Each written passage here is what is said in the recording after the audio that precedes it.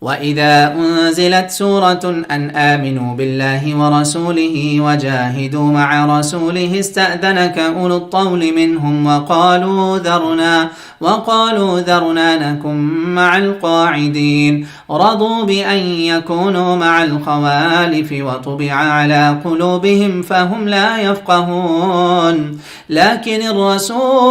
لكن الرسول والذين آمنوا معه جاهدوا بأموالهم وأنفسهم وأولئك لهم الخيرات وأولئك هم المفلحون أعد الله لهم جنات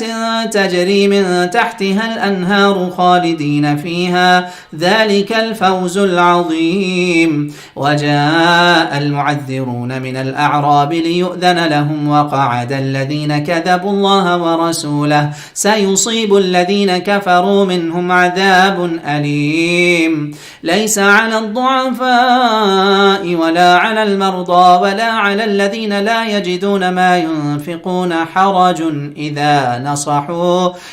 نصحوا لله ورسوله ما على المحسنين من سبيل والله غفور رحيم ولا على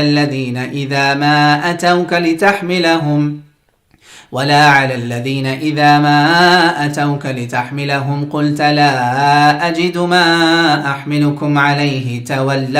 تولوا وأعينهم تفيض من الدمع حزنا ألا يجدوا ما